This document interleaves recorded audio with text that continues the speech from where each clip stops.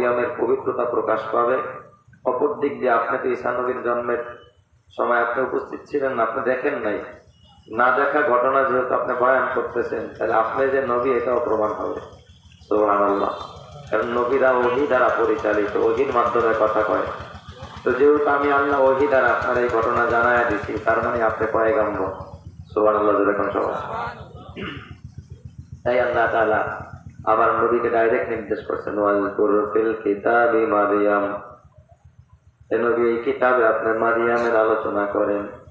ইজিন তাবাজাত মিন আহলিহা মাকানান শারকিয়্যা, এই মারিয়ামের মা তথা ঈসা নবীর নানী, তার নাম ছিল হান্না, আর ঈসা নবীর নানার নাম ছিল ইমরান, যিনি মসজিদ আকসা বাইতুল মুকাদ্দাসের ইমাম ছিলেন।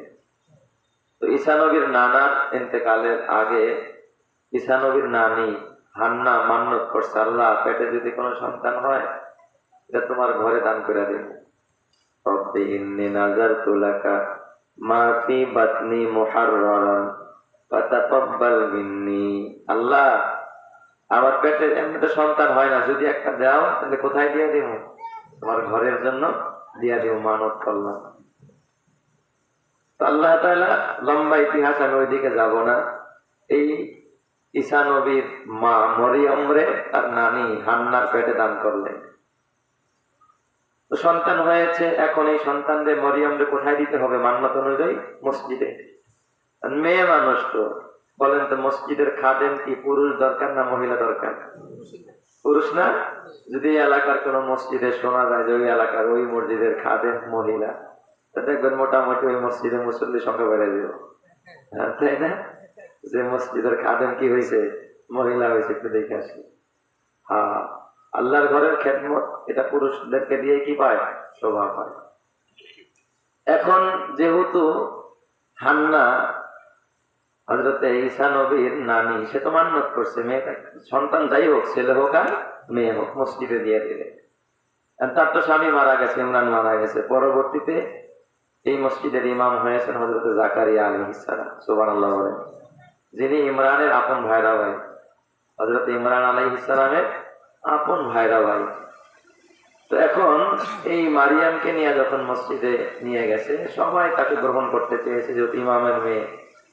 শেষ পর্যন্ত খালু তো বাবার মতোই, সবাই বলছে তাইলে মারিয়ামের জিম্মাদারিটা তার খালু জাকারিয়ার কাছে দেওয়া হোক। তো জাকারিয়া নবী তার দায়িত্ব গ্রহণ করলেন, সিঁড়ির নিচে একটা রুম বানায় দিচ্ছে। লম্বা কথা, মা মারিয়াম আস্তে আস্তে বড় হয়ে গেছে, 18 বছর বয়স। সুবহানাল্লাহ বলেন সবাই। ওই সময়ের কথা, মা মারিয়াম যুবতী, এখন প্রাপ্ত বয়স্কা। এখন সে সব বুঝে। একদিন তিনি ওই সিঁড়ির নিচে যে রুমে থাকতেন, এই রুম থেকে বের হয়ে পূর্ব পাশে একটা রুম ছিল, সেই রুমের দিকে তিনি চলে গেলেন। আল্লাহ তাআলা এই কথাটাই কোরআনুল কারীমের মধ্যে আল্লাহ তাআলা বয়ান করেন।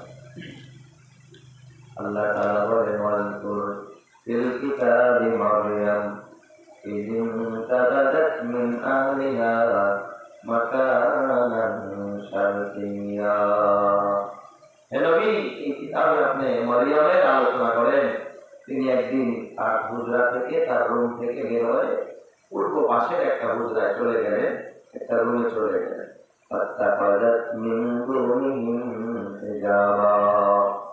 তবে মা মরিয়ম যে এক রুম থেকে যে আরেক রুমে গেছেন, যে পর্দা হয়ে যাবেন। আমাদের মা বোনেরা দেখে ঘর থেকে বের হলে তো পর্দার খবরই থাকে না, যখন মার্কেটে যায় তখন কি খবর থাকে? ম্যাক্সিমাম নারীরা এখন কি করতে চায় না? পর্দা করতে চায় না। এটা বন্ধ হয়ে গেল। মা মারিয়াম ফাত্তাখাযাত মিন দুনিহিম হিজাবা, তিনি পর্দাবৃত হয়ে গেলেন। সেখানে গিয়ে কাপড় দিয়ে ঢেকে নিলেন, যেন দুনিয়ার কেউ তার দেখতে না পায়।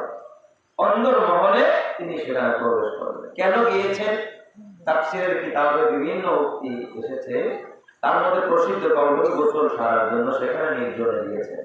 কেউ বলে না গোসল না, সেখানে তিনি নির্জনে ইবাদত করার জন্য, আল্লাহ তাআলা ধ্যানে মগ্ন হওয়ার জন্য সেখানে গিয়েছিলেন। তো নির্জনে নিবৃত্তে যখন হযরতে মা মরিয়ম ওই রুমের মধ্যে গেছেন, ওই সময় ওই গোসলখানার ভিতরে আল্লাহ তাআলা হযরতে জিবরাইলকে পাঠাইছে। সুবহানাল্লাহ। আল্লাহ কোরআন বলে ফাআরসালনা ইলাইহা রূহানা ফাতামাসসালা লাহা বাশারান সাবিয়্যা। আল্লাহ বলে আমি আমার রূহ পবিত্র আত্মা হযরত জিবরাইলকে একটা মানুষের আকৃতি দিয়ে, মানুষের রূপ দিয়ে, তারপর আমি মারিয়ামের রূহের মধ্যে তাকে পাঠাইছি। সুবহানাল্লাহ।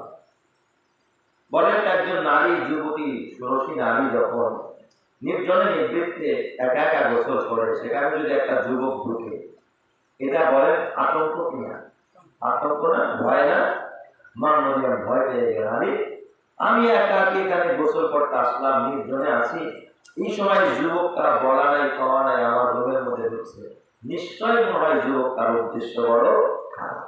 আর জিবরাইল তো আসল আকৃতিতে যায় নাই, একটা পুরুষের বের ধরে গেছে। মা মারিয়ামটা বোঝে নাই যে তিনি কি জিবরাইল, ভয় পেয়ে গেছে। মা মারিয়াম ভয় পাইয়া আল্লাহকে ডাক দিয়া তার কওয়া ইন্নী আউযু বিররহমান, ইন্নী আউযু বিররহমানি মিনকা ইন কুনতা তাকিয়া। ডাক দিয়া কয়, যুবক তুমি যদি আল্লাহর ভয় করে থাকো, তোমার ভিতরে যদি মরণের ভয় থাকে, আখিরাতের ভয় থাকে, তুমি যদি পরকালকে ভয় পাও, তুমি যদি মুত্তাকি হয়ে থাকো, তাহলে তোমার অনিষ্টতা থেকে, তোমার খারাপি থেকে আমি রহমানের কাছে আশ্রয় চাই। সুবহানাল্লাহ। বলেন তো মানুষকে আশ্রয় দাতা যিনি, তিনি কে? একমাত্র বাঁচানেওয়ালা যিনি, তিনি কে? দুনিয়ার কোন মানুষ বাঁচাইতে পারে না, দুনিয়ার চেয়ারম্যান পারে না, মেম্বার পারে না, এমপি পারে না, মন্ত্রী পারে না, দুনিয়ার কেউ বাঁচাইতে পারে না। বাঁচাইতে পারেন একজন যিনি, তিনি কে? আল্লাহর কাছে তিনি পানা চেয়েছেন, আশ্রয় চেয়েছেন। জিবরাইল আলাইহিস সালাম বুঝতে পারলেন মা মরিয়ম ভয় পেয়ে গেছে। এই অবস্থায় আমি যদি আমার পরিচয়টা গোপন করি, তাহলে মা মরিয়মের ভয় আরো বেড়ে যাবে। জিবরাইল আমিন সাথে সাথে পরিচয় দিয়ে দিলেন, ক্বালা ইন্নামা আনা রাসূলু রাব্বিক। ও মারিয়াম, ভয় পেও না, চিন্তা করো না, আমি দুনিয়ার কোন পুরুষ নয়, আমার উদ্দেশ্য খারাপ নয়, খারাপ উদ্দেশ্যে আমি তোমার কাছে আসি নাই। লিআহাওয়ালাকি গুলামান যাকিয়া। ও মারিয়াম শোনো, ক্বালা ইন্নামা আনা রাসূলু রাব্বিক, আমি তোমার রবের প্রেরিত একজন রাসূল, আমি একজন ফেরেশতা, আমার নাম হযরত জিবরাইল। আমি তোমার কাছে এসেছি তোমাকে একটা পুত্র পবিত্র সন্তানের সুসংবাদ দেওয়ার জন্য। জোরে জোরে সুবহানাল্লাহ। তোমাকে একটা সন্তান